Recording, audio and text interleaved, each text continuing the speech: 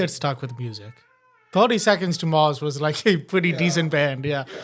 My favorite thing is when they do like the very loose drawing on the skin, and then the customer is like, "What is this?" And then it turns out to be like a great thing.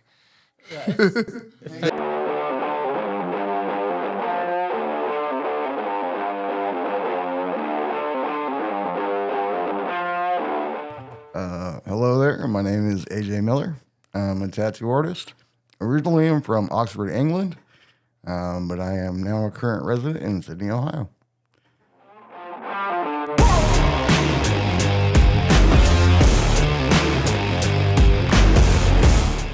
Okay. Jellyfish are found in every ocean, from the cold Arctic oceans to the tropical oceans. They can live near the surface or on the ocean floor. And there are even some freshwater jellyfish. We talked about that last time, but Yeah, we did. the freshwater jellyfish. This is crazy because this is the first time we're interviewing a guest that's already been interviewed by us. AJ was featured on the Jellyfish Times on our website, which if you haven't checked that out, link will be in the description below. So welcome to the show. Thanks for having me. So some of these questions would probably be like follow up to the blog post. So just to get into it, for people, wow, I ruined that, huh? You've got it. For people, It is most to acknowledge. I acknowledge it. You have to. For people just meeting you, who is AJ Miller to the surface? Man, who am I? Who is anybody? No, I'm just a regular guy. I'm a single father of a 14-year-old son. I'm a full-time artist, and that's about the gist of it. Yeah, I'm a dad and I'm an artist. It takes up pretty much all my free time. What defines you most today?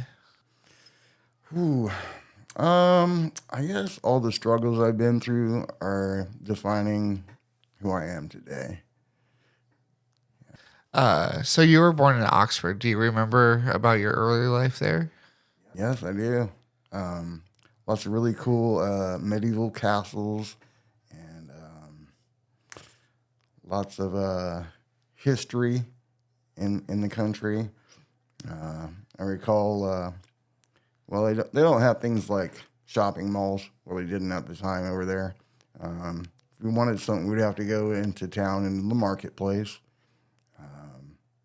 Where you American guys, you had all the cool toys, we had all the knockoffs. Oh, that is interesting. You know what's really interesting? The fact that you can watch the more intense version of this show on the post show on our Patreon. Ka-chow. Link in the description. What was your first impression of America when you got here? My first impression of America. Very first impression of America, I looked out the airplane window and I saw the Statue of Liberty. We flew into the New York airport, and in the New York airport, they had a TV that you could pop quarters into to watch cartoons. And the very first American cartoon I saw was the Gummy Bears. How does the American cartoons differ from like across the seas? Yeah, we had some variations. America had Mighty Mouse. We had Danger Mouse, which was like a 007 mouse that lived in a mailbox. Y'all had Superman, and we had Banana Man, where a kid would eat a banana and turn into a superhero. I mean, that's pretty cool, though. So, yeah, it was kind of the same, just a little different. It had its own flavor. Right. That's crazy. I've somehow seen Danger Mouse. Yeah. Yeah. Danger Mouse is cool. Yeah. I You don't know haven't seen where it, I check saw it it out. from. I know who Danger Mouse is. So. That's crazy. Were there any big culture shocks to you when you came to America? Culture shocks?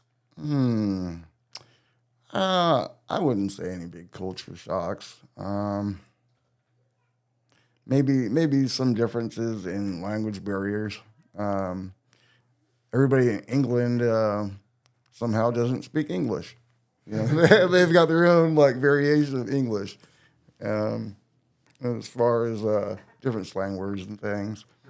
You know, but Just pretty much the same. a fun fact, I guess some historians think that Shakespeare spoke with a Southern accent because before the Civil War and everything, that's how a lot of people in England sounded, was that thick Southern accent that we have in like Alabama and stuff. So some people think Shakespeare had a Southern accent. Just a little fun fact. Yeah, because they didn't have like all of the British accents that they have right now, so it wasn't as diverse as it is nowadays.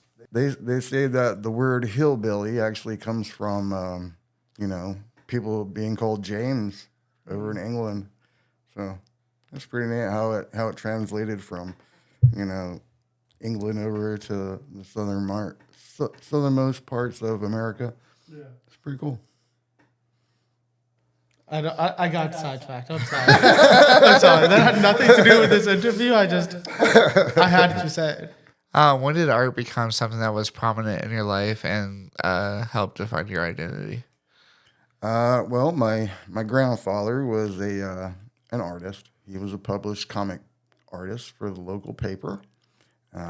As a child, I would go up to him and ask him to draw me things, and he would squiggle a little half of a shape on a piece of paper, send me away and tell me to turn it into something. And I'd run right back to him and say, hey, look, I turned it into this. And I think that was a defining moment for me that started the course of my love for art. Did you make that T-shirt? I did. What does it stand for? It's my logo, AJ Miller Tattoos. Oh, that's awesome. Yeah, that's pretty cool. It's just kind of like two paintbrushes crossed over. You know, a paintbrush and a needle. Do you think that you're kind of born an artist, or do you think that you have to like get shaped into it? I guess a little bit of both. I think that it is a God-given gift to be an artist. I don't think if you're not musically inclined at birth, I don't think it's something that you can just pick up and learn, because like a musician, the music will flow through your fingertips. The same as an artist, the art just flows right through our fingertips, and I think it's natural. But it is something that needs to be built on to improve and become better. So like he basically lays the groundwork for you. Right. That makes sense. So on the blog post, you mentioned that you were homeless during college and everything. What did that really actually look like day to day? That was really tough. So, yes, I was. I was homeless through college. I showed up at the college doorsteps with my bags packed, ready to make a change and expecting there to be a dorm. There was no dorm. It was a private school, and at that moment, I realized that things were about to be really difficult. On a day-to-day, I would walk about 3 or 4 blocks into a really bad part of town called Over the Rhine. If you've heard of it, it's pretty notoriously a really bad place. I mean, I would have to deal with people getting out of prison, drug addicts, alcoholics, and people that basically just wanted to be homeless. I dealt with a lot of violence through them people, and it was just really tough. I recall nights where people's shoes were getting taken off their feet while they slept. I've seen someone smash a beer bottle across another man's face and peeled his face back. I almost got stabbed over having a bed for the night. So it was very difficult. Very difficult. Was there a moment where you thought about quitting? Never. I don't know why. I don't know why. Even throughout all that, I just felt like if this is what I have to endure, and I actually put my life on the line to better myself, then I guess this is just what I have to do. Would you say that the situations that you were in helped like morph your mindset into like your creativeness? It did. Um, Through pain and struggle, gave me an important story to tell through my artwork, I think. Without that, then what's the point? Why would people want to look at it or try to receive it without a message behind it? Right. When someone comes to you for a tattoo, uh, how do you take like what they're wanting and like throw your own like creative into it? Um, yeah, 9 times out of 10, when people come to me for a tattoo, they have a general idea of what they want, and it's normally not something that's going to translate well on the skin. And Something dark is coming.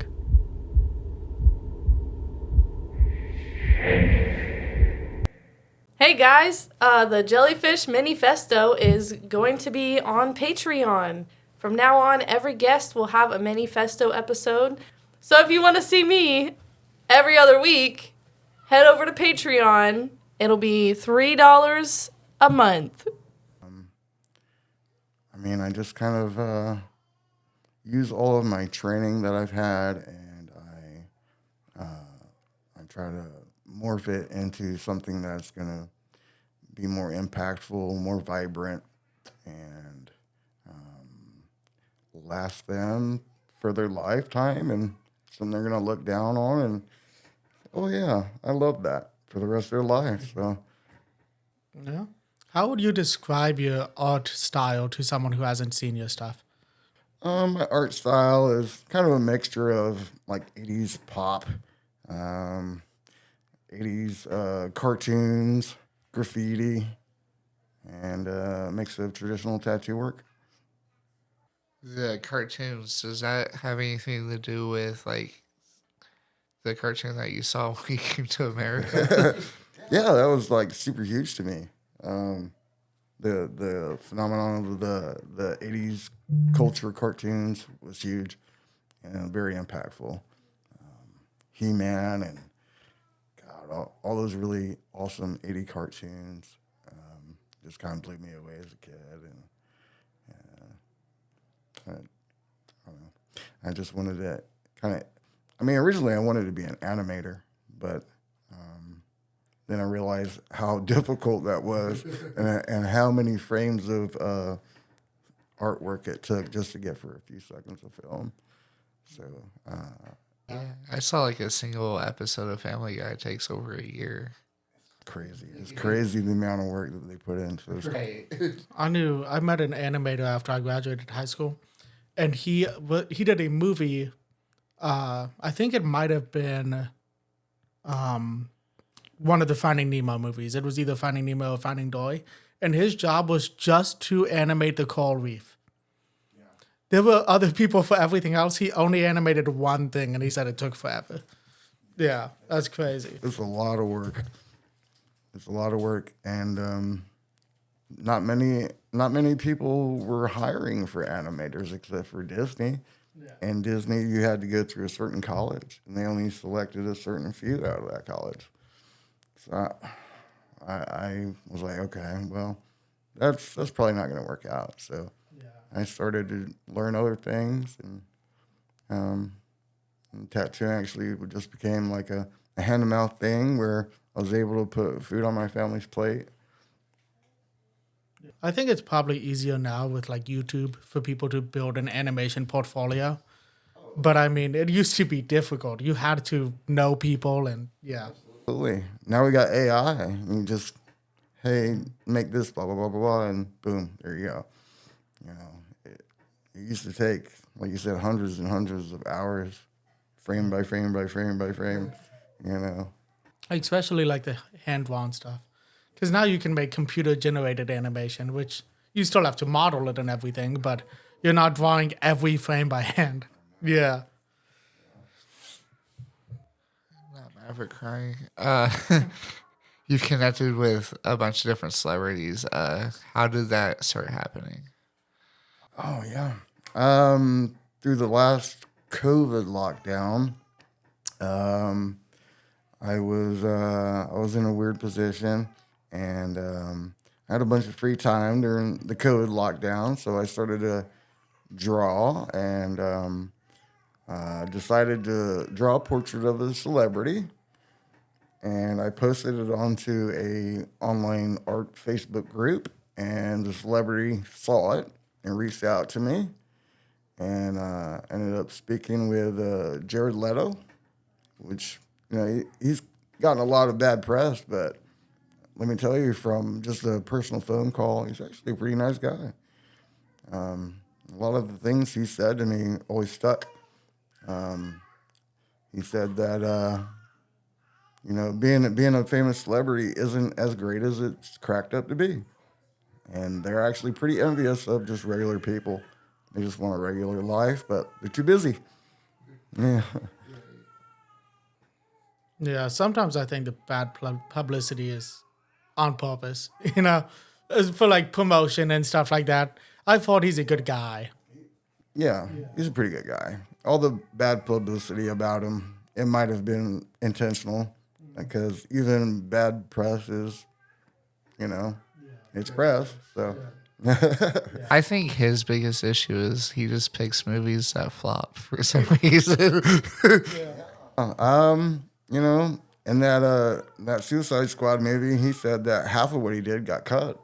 So we didn't even get to see the full potential of what it could have been. He had stuck with music. 30 Seconds to Mars was like a pretty decent band. Yeah. Yeah. Yeah, a part of everybody's childhood for sure. Yeah. It was a decent band. I wish he had stuck with music, but I get it.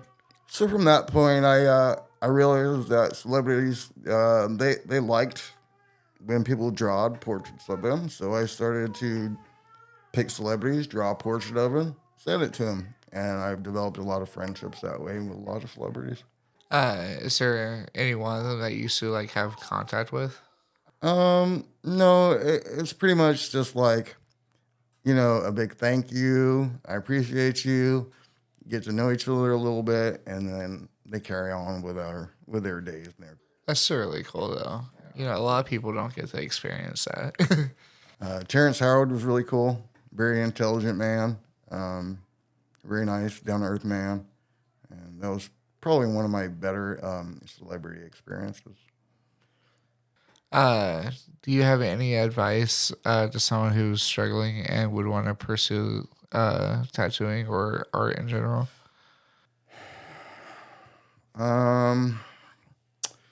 Tattooing right now is very difficult. There's been a big boom in how many people have wanted to pursue tattooing, and it's left the market very saturated. So if you want to pursue tattooing, you've got to stand out, and if your artwork just has to grab people right away and kind of smack them in the face. And if you don't have that, then that's what you should pursue and try to guide your artwork to. Because if you're not standing out, it's gonna be hard for you. So you said you've drawn portraits and stuff. What transitioned you to tattooing? So you've done art since you were a kid, but what made tattooing like? That's a very interesting question. While I was in college, one of my classmates looked over at my artwork and he said, "I want you to give me a tattoo." This was in my final year of college. And I said, "I've never done that." He said, "Oh, it's easy. I'll bring it's easy, no problem." He said, "I'll bring you in a tattoo machine and practice on yourself, and you get good, then you'll give me one." So he brought me in this tattoo machine. It was homemade. It was, but I didn't know at the time. And I started practice on myself, and the guy actually ended up dropping out of school. I never seen or heard from him again. I always remember his name was Milk, which is a weird nickname. And from that point, a lot of my friends and family were like, well, I want a tattoo. Well, I want a tattoo. And I started to practice on them, and it was providing an income through my artwork. And I was like, okay, I guess this is what I need to do. Is there a big difference between tattoo guns when you started to now? Machine. It's not a gun, it's a machine. Oh, yeah. The old machines were coil, and they were basically an old doorbell with the coil based system. And nowadays they're all handheld pens, and you remove the cartridge, and it is a lot simpler nowadays. Back in the day, we used to have to fine tune the spring and the coils, and scrub the tubes, and solder the needles, and everything's pre-made, and you don't have cords everywhere, and foot pedal, and all these things that we used to have to deal with. So, for people just now getting into tattooing, you guys are lucky, because it used to be really difficult just to maintain a good working coil machine. Yeah, I've gotten tattooed with the pedals before. Like I've had a couple of artists use the pedal, and it's different. Like, Yeah, I mean, the sound is nostalgic. Everybody loves the sound of a coil tattoo machine. But the things that we can do nowadays with the new equipment and the new technology is just, way better quality. yeah, I've seen people with like the fancy stencil machines and stuff too. That's really cool. Yeah, I mean, up until just 2 years ago, I would hand press all my stencils, and I just fought the technology. Like, man, that's not the way to do it. That's cheating. But then, gradually, I was just like, you know what? I have to get with the times. I have to start using these technologies, and it just makes life a lot easier. Yeah, the last one I got, they drew it on like an iPad, and then just hit a print button, and it printed on stencil paper. And I'm like, that is so cool. Yeah. I mean, it used to not be so easy. We'd have to draw it all by hand, and if we placed the stencil on you and it was off by an inch or two, then we'd have to redraw another one. Like, it would take forever. Now you just boop, print another one. Yeah. So, yeah. Yeah, that's crazy. I can't even imagine. I've had like the hand drawn ones. It's cool. Like I think it's nice to have somebody just like take a Sharpie and draw it on your skin. A lot of my buddies out in California do that. They don't even draw up a design or anything. They just wait till you're in the chair, and they just start drawing on you with a Sharpie, and then tattoo right over that, which I think is really cool. I've seen that on TikTok before. Yeah, I've had it a couple of times. And really, that is kind of the best way, because it's drawn to fit on the skin. When you draw sometimes on a flat piece of paper, when you put it on the skin, it bends and it warps the image a little bit. Yeah. So you don't have that when you draw it right onto the skin. My favorite thing is when they do like the very loose drawing on the skin, and then the customer is like, "What is this?" And then it turns out to be like a great thing. They cut away. I know, but like it's a cool video to watch, though. It's a cool video. It's a cool little gimmick, but I can guarantee you behind the scenes they're putting that stuff. Really amazing that Sharpie and putting your stencil. Yeah. They are cool videos though. The stuff that you can do with video now is crazy. But is there something you would say to someone who has been tattooing for a while, or again any art but they've been struggling to like get anywhere with it? Practice. Watch your ego. Watch your pride. if you're in tattooing and you stop learning, then get out, because it's something that you can learn from every time that you do any tattoo. And if you're not growing and you're not improving and you're not making connections with other artists and asking them questions, you're not gonna advance. We really need to take a little piece of advice from everybody that we meet, and that's my advice to people. Yeah, I know a tattoo artist that swears he's like the best artist, and it just doesn't seem like he cares anymore. Like that's my least favorite thing. Ego trip is pretty bad out there. Nobody's the best, and if you think you are, you may as well just quit. You know, you gotta be humble. You gotta stay humble. Even if you are really really good, you gotta stay humble. Because who wants a big ego to be tattooed by somebody with a big ego? Nobody. I also feel like It's not a good experience. like the best tattoo artists are the best in a specific type of tattoo. You're not going to be the best artist, you know? Maybe you're the best at portraits, but you're not good at cartoons. I mean, people have those specialties. Exactly. People have their niche. Yeah. You I think Ink Master TV show really kind of was a double-edged sword. It showed people what could be done, but then the audience always expects that now. Like, they expect this really high caliber quality. Sometimes it's impossible for us to do, but we always strive to give everybody the best we can. Yeah. I think sometimes the ones that are like good, but not insanely good, like on that show, are better tattoos. I like them more. I mean, Yeah, it has your own twist. they started this show and they set themselves at the top of this platform. And I don't think that these guys that are on this show have the absolute final say of what's good and what's not. There's some really good tattoos on there. They're just like, that sucks. And they're like, no, it's not. It's a good tattoo. Are there any different types of tattoos that you want to try that you haven't gotten a chance to yet? I've tried a lot of different styles. I like anime. I like all the styles.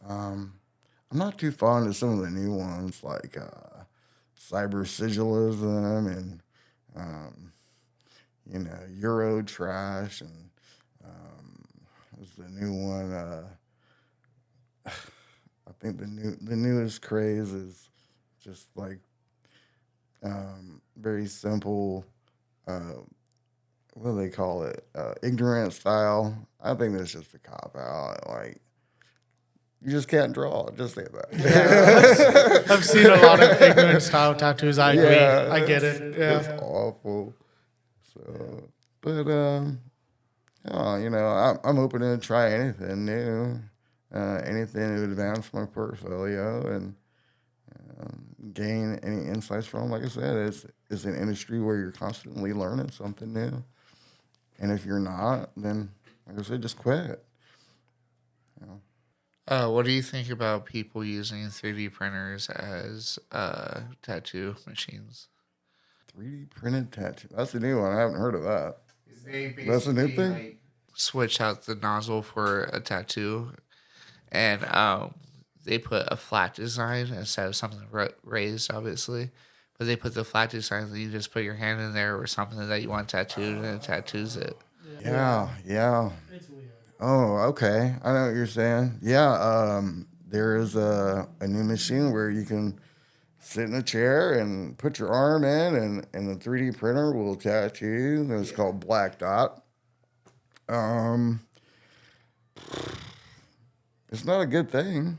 I don't think that's a good thing. I think it takes away a lot of the soul. A computer or AI, I don't know, it's just out for everybody's jobs in some way, some form or another, and we need to stop it. we gotta cut the cord sometime. Get back to humanity, man. Yeah, there's a video editing software that you can upload your voice into and put a script in there and it will talk like you. And I hate that. Like, it would be great for like moments where you need to insert something, but like the idea of being able to generate a podcast is awful to me. I don't like it. It's terrible. It's terrible. We got John Connor looking at us like you're making friends with AI. I mean, some things are cool where it's making life easier for us, but if we're totally dependent on it, it's just going to take away from our humanity. And I think that we need to pull back from it a little bit. I totally agree with that.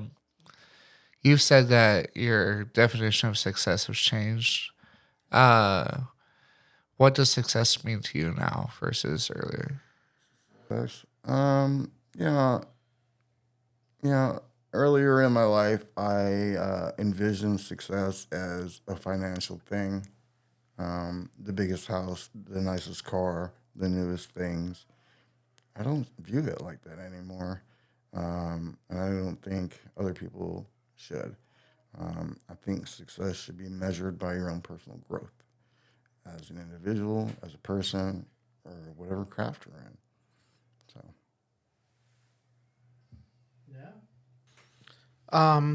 Don't look at me like that. I don't like that. Is there a specific moment that shifted your mindset away from material things? Yeah, kind of a spiritual growth personally. Yeah, I realized that material possessions. A lot of people love them more than they do people, and it's just the wrong path. So I pulled back from that, and I kind of renounced material possessions. And in that moment, it was kind of weird at transition because that's when the universe started to give me everything that I wanted. Yeah, I get that. Because like I think there was like a point in time where like especially when I was just starting out that like I wouldn't go anywhere without my camera. Like my camera was like on me 24/7. And like I always had to have it for everything. And then there got to a point where I just started focusing on being in the moment instead of trying to capture the moment, you know? So like I get that.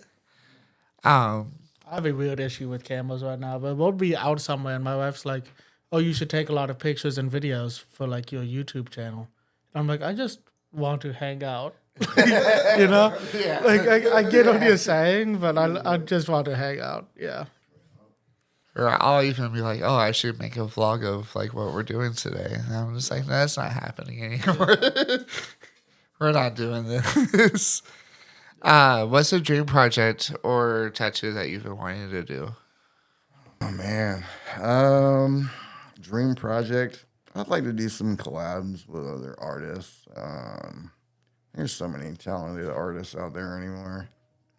They all kind of just came out of the woodwork. I don't know where they were all hiding, but now with with social media, they're very prominent and they're out there and they're in your face. So there's a lot of great artists out there I'd like to do collabs with. I think it would be cool to mesh my style with another artist's style. Specifically, I really love DJ Tamby's tattoos. He's just the goat. Everything he touches turns to gold. But he's a very busy guy, so I'm not sure that'll ever happen. But any other artists that want to do a collab with me, reach out and let's make it happen. Where do you see yourself in the next 5 to 10 years? The next 5 to 10 years, hopefully, this economy will get better, and I can open my my own tattoo shop, and that's where I'd like to be. That's where I'd like to be in the next 5 to 10 years. Teaching the next generation. Yeah. Have you ever had apprentices or anything, or is that a future thing? No, I've never had an apprentice. I've wanted to teach and I wanted to pass things down, but I have a very specific thing that I'm looking for that I haven't came across yet. I guess I'm kind of looking for myself and somebody else. I haven't met them yet. So when I do, I'll take them under my wing and I'll teach them my ways, the way that my teacher taught me. That's totally reasonable too, though, because like that's the best way to connect to somebody, you know. Yeah, it's probably hard to teach somebody that has like a completely different artistic style than you do, and yeah. Do you have another question? No, I thought you were gonna ask the outro question. Oh, okay. Do you have any advice for anybody that wants to get into an artistic avenue like tattooing, but just doesn't know what to do, what steps to take? I say do it the right way. Don't do it the wrong way. Don't order all your supplies off of Temu or Amazon and watch YouTube videos because that's the wrong way to do it. There's a certain right way to do it and a respectable way to do it, and we need to honor the people that laid the groundwork and the foundations in the industry. There seems to be a new divide where the youth thinks that they don't need apprenticeships and they don't need to honor and respect the people that came before them. And there seems to be a clash of the two cultures now. We are fighting to keep things alive from the old ways, and the new generation thinks that they should just be handed it to them. And I don't think that's right. I think that you should,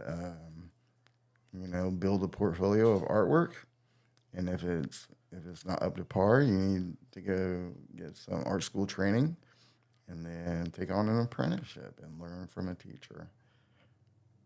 Yeah, that's my advice. Well, thank you so much for being on the Jellyfish Manifesto. No problem, guys. Thanks for having me. Guys, head over to the Patreon and check out the post show. We're gonna have a fun conversation over there, and Read the Jellyfish Times article. yeah, read the Jellyfish Times Yeah. article. I gotta start talking about that more on the actual episodes. Okay. See you guys in the next one. Bye. Bye.